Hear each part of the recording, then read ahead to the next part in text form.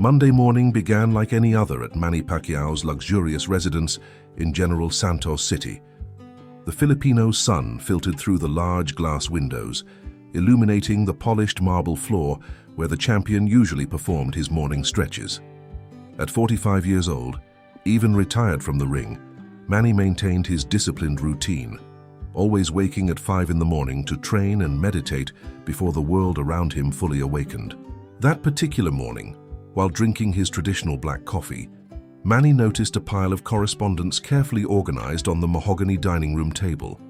His current assistant, an efficient young woman named Carmela, always sorted the mail by order of importance: event invitations, legal documents, fan letters, and personal correspondence. At the top of the pile, a simple letter caught his attention. The envelope, yellowed with time, with trembling yet careful handwriting, bore only his name written by hand.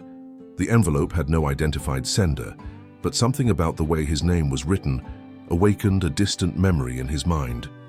Manny held the letter between his fingers, feeling the rough texture of the cheap paper, so different from the official correspondence he received daily. There was something familiar about that handwriting, something that transported him to very different times from his current life, when simplicity was all he knew. Curiosity and a strange nostalgia took hold of his thoughts as he turned the envelope in his hands. For some inexplicable reason, his heart began to beat faster, as if sensing that this letter carried something much deeper than it appeared. The morning light seemed more intense at that moment, and the silence of the large house became almost palpable, as if the very environment was waiting for the revelation that was to come. Without haste, Manny walked to his personal library, a silent sanctuary where he used to take refuge for moments of reflection. He sat in his favorite leather armchair, the same one where he read to his children when they were young, and carefully opened the envelope. The paper inside was folded several times, and as he unfolded it, he could smell the subtle fragrance of sampaguita, the Philippines' national flower, that still permeated the paper fibers after so much time. As Manny began reading the first lines of the letter, a wave of recognition hit him like a direct punch. The handwriting belonged to Maricel, a simple 60-year-old woman who had worked as a housekeeper in his home for more than a decade during the glory years of his boxing career. Maricel had been much more than an employee. She was like a second mother, caring not only for the house but for the entire family with incomparable love and dedication. Maricel had come into the Pacquiao's lives when Manny was still building his boxing empire, coming from a small province in Mindanao, where poverty had forced her to leave her own children to work in the capital. She was a small, thin woman with hands calloused from hard work, but with a smile that illuminated any environment. Her hair always pulled back in a simple bun, her modest dresses, and her humble way of speaking concealed a wisdom and kindness that deeply touched everyone around her. During all those years, Maricel had been a constant and comforting presence in the house. She woke before dawn to prepare Manny's favorite meals, knew every preference of his wife and children, and kept the house spotless without ever complaining or asking for recognition. On nights after intense training, when Manny arrived exhausted and injured, Maricel was always there with a cold compress and words of encouragement, treating each wound as if it belonged to her own son. What most impressed Manny about Maricel was her genuine humility and her ability to find joy in small things. She never asked for special favors, never took advantage of her position in a celebrity's house, and treated everyone, from the most important visitors to the simplest delivery workers, with the same respect and kindness. Maricel had the gift of making anyone feel welcome and valued, transforming the Pacquiao house into a true home. But life had changed drastically in recent years. As Manny retired from the ring and his routine became less intense, inevitable changes occurred in the house's dynamics. Maricel, already elderly and with health problems, had expressed the desire to return to her native province to spend her final years near her own children and grandchildren. The farewell had been emotional, but in the rush of modern life, contact had gradually been lost, leaving only good memories and a silent longing. The words in the letter were written with touching simplicity, each sentence charged with contained emotion that Maricel had always demonstrated during all those years of living together. She began by apologizing for the delay in writing, explaining that it had taken her months to find the courage to put on paper the feelings she had kept for so long. Manny could almost hear Maricel's gentle voice narrating each word, as if she were there in the library with him, sharing another of their intimate conversations. Maricel confessed in the letter something she had kept secret during her entire stay at the Pacquiao house. She revealed that during her first years working for the family, she went through extreme financial difficulties that went far beyond what anyone around her could imagine. Her situation was desperate. Besides supporting herself, Maricel sent almost her entire salary monthly to her 3 children who had remained in the province, with the youngest being seriously ill and needing expensive medications she could barely afford. The letter revealed moments of profound despair that Maricel had experienced in silence. There were nights when she skipped meals to save money, moments when she had to choose between buying her own blood pressure medications or sending a little more money for her sick child's treatment. Maricel described how, during those difficult times, she looked at the abundance around her in the Pacquiao house and felt almost invisible, as if her difficulties were too small to be noticed by such important people. What most impressed Manny as he read was the way Maricel described her internal feelings during that period. She had never felt envy or resentment, even in the most difficult moments. Instead, she found strength and inspiration in the natural generosity of the Pacquiao family, observing how they always treated people around them well. Maricel wrote that it was this daily coexistence with genuine values that taught her to maintain dignity and hope, even when everything seemed impossible. The most surprising confession came at the end of this part of the letter. Maricel revealed that in her most desperate time, she had considered asking for a loan or extra help from the family, but her dignity and pride always prevented her from doing so. She preferred to suffer in silence rather than bother her employers with personal problems, believing that her function was to serve and care, not create additional worries. This revelation hit Manny deeply, making him realize how much had gone unnoticed during all those years of living together. As Manny continued reading, Maricel began narrating a specific episode that had completely changed her life, but which she had never mentioned before. It was December 2018, during the Filipino Christmas season, when family traditions intensified and the Pacquiao house filled with relatives and friends celebrating the year-end holidays. Maricel worked tirelessly during those days, preparing traditional foods and ensuring everything was perfect for the family's celebrations. That specific year, Maricel's financial situation had reached a critical point. Her youngest son had been hospitalized with a severe lung infection, and the province's doctors said he would need to be transferred to a hospital in Manila to have a chance of survival.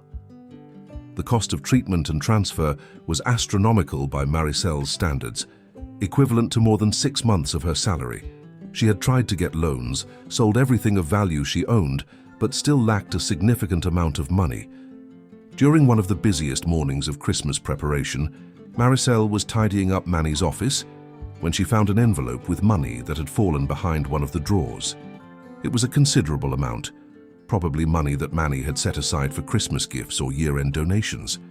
For Maricel, that money represented exactly what she needed to save her son, the difference between life and death for the most important person in her existence. For long minutes, Maricel remained paralyzed holding the envelope, fighting an internal battle between her conscience and her maternal desperation. She knew she could easily take the money and invent any excuse. Manny probably wouldn't notice the absence immediately, and she could find a way to replace the amount gradually, even if it took years.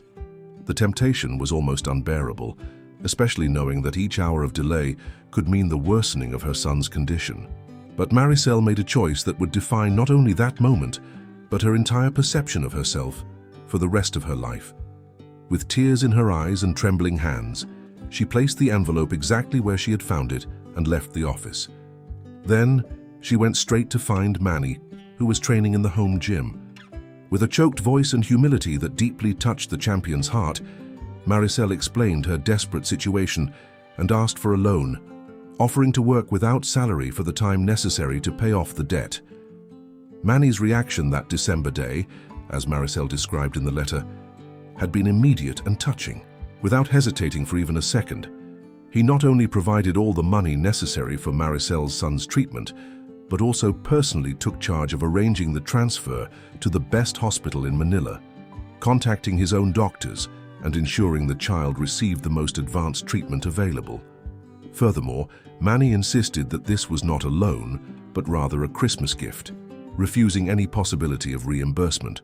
But what had most impacted Maricel, and which she describes with exciting details in the letter, was the way Manny handled the entire situation. He made no fuss about his generosity, asked for no public recognition, and most importantly, never made Maricel feel like a needy person receiving charity. Instead, he treated everything as if it were the most natural thing in the world, as if helping a person in difficulties was simply part of who he was, without any expectation of gratitude or recognition. Maricel related how, in the days following that gesture, she observed Manny with completely different eyes. She realized that this generosity was not an isolated act, but rather a genuine reflection of his character. During the weeks that followed, while accompanying her son's treatment in Manila, with all expenses covered by Manny, Maricel noticed small daily gestures that revealed the champion's true nature: his respectful way of treating employees at all levels, his genuine concern for the well-being of people around him, and his ability to do good without fanfare. Maricel's son recovered completely, and she returned to work with a transformed perspective on life and people. She described in the letter how that experience had taught her that true nobility was not in public achievements or fame, but in the ability to extend a hand to those who need it without expecting anything in return. Maricel had learned that there were genuinely good people in the world, people for whom doing good was as natural as breathing. In the years that followed, Maricel observed Manny with admiration that went far beyond the employer-employee relationship. She saw in him an example of how success and wealth could be used for good, how a person could maintain their humility and compassion even at the height of worldwide fame. This transformation in her perspective had profoundly influenced the way Maricel treated other people and faced her own difficulties, inspiring her to be more generous and understanding in all her relationships. Maricel continued her letter explaining how that gesture from Manny had created waves of impact that extended far beyond the initial moment. Her son, after fully recovering, had been inspired by the story of generosity he received and decided to study medicine, dreaming of one day being able to help other children as he had been helped.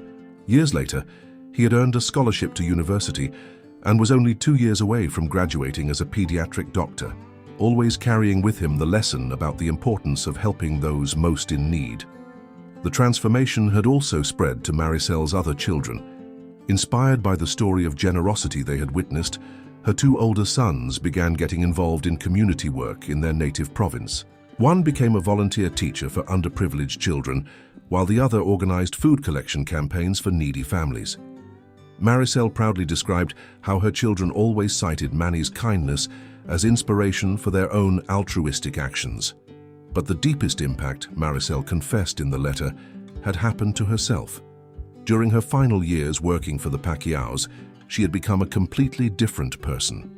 The gratitude and admiration she felt had transformed into a constant motivation to be the best version of herself. Maricel began treating each household task as a way to repay the kindness received, putting extra love into each meal prepared, special care into each corner of the house cleaned, and redoubled attention to each family member's needs. Maricel also related how she had begun applying the lessons learned from Manny to her own relationships. When other household employees went through difficulties, she always offered to help within her means, remembering how she had felt when she received support in her most difficult moment. She had become a silent mentor for newer employees, teaching them not only about household tasks, but about the importance of maintaining dignity and treating everyone with respect, regardless of social position. The letter also revealed how Maricel had taken these lessons to her community after returning to the province. She had become a respected leader in her hometown, organizing support groups for women who needed to work away from home to support their families. Maricel used her own experience to advise and encourage other women, always sharing the story of how a gesture of kindness can completely transform a person's life, creating a positive cycle that perpetuates through generations. As she approached the end of the letter, Maricel began explaining the true reason she had decided to write after so much time of silence. She revealed that she had kept a diary during all the years following Manny's gesture, documenting each small action inspired by that transformative experience. Upon rereading her notes over the years, Maricel realized she had witnessed something very rare and special, a genuine example of how kindness can create an invisible legacy that multiplies infinitely. Maricel described how during her final years at the Pacquiao house, she had discreetly observed other similar moments of silent generosity. She had seen Manny help employees with family problems, pay medical treatments for people on his team, and support educational dreams of young people in his community. But what impressed her most was that he did all this without seeking recognition, without publicity, treating each gesture as something natural and private. The letter revealed a profound observation that Maricel had made over the years. She had noticed that people who lived with Manny tended to become better versions of themselves. Employees became more attentive to each other. Visitors left the house inspired to do good. And even people initially skeptical about celebrities were won over by the genuine authenticity and humility he demonstrated in every interaction. Maricel also confessed that she had kept a secret during all those years. She had created a small savings account with leftover salary money, saving penny by penny, with the intention of one day being able to repay the help received. Even knowing that Manny had said it wasn't necessary, Maricel felt she needed to make some symbolic gesture of gratitude. Now elderly and living again in her province, she had decided to use these savings to create a small community library in her city, which would be named in honor of the kindness and generosity she had experienced. The most touching part of the letter was when Maricel explained that her decision to write had been motivated by a profound need to ensure that Manny knew the real impact of his actions. She had realized that genuinely good people like him often didn't fully understand the transformative power of their gestures, and she wanted to make sure he understood that his kindness had created waves of positive impact that would continue spreading through generations, far beyond what he could imagine. The final pages of the letter contained the most surprising and emotional revelation of all. Maricel revealed that during her entire time working for the Pacquiaos, she had kept a secret notebook where she recorded special little moments and life lessons she observed daily.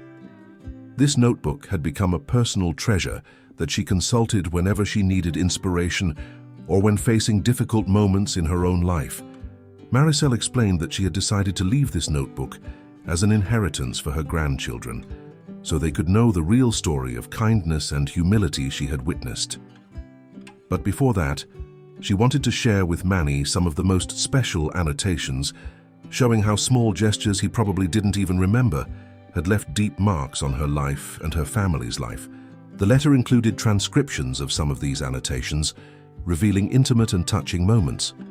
The day Manny stopped his training to help Maricel carry heavy groceries, the time he asked about each of her children's health by name, and how he always greeted her with a genuine smile every morning, making her feel valued and respected.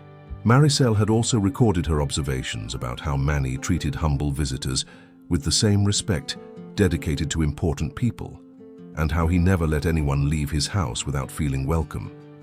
But the final revelation, which brought tears streaming down Manny's face as he read, was Maricel's deeply personal confession. She wrote that during all those years, she had considered Manny not just as an employer or an admirable celebrity, but as the son she had never had the opportunity to raise the way she would have liked.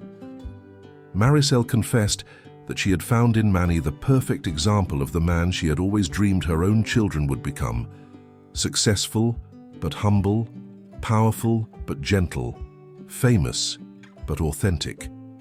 The letter ended with Maricel expressing gratitude that went far beyond words. She wrote that her life had been blessed in a way she could never have imagined, and that carrying this experience with her until the end of her days was the most precious gift she could have received. Maricel concluded by saying that regardless of where life took them, she would always carry in her heart the certainty that she had witnessed something rare and special, a living example that true greatness is measured not by public achievements, but by the silent kindness extended to those most in need. When Manny finished reading the last line, he remained silent for long minutes, holding the letter with trembling hands while tears flowed freely down his face. At that moment, he understood that he had received much more than a letter. He had received a mirror that reflected the true meaning of a life well lived, and confirmation that the simplest gestures can create the most lasting legacies. Leave your like and subscribe to our channel so you don't miss the next cases.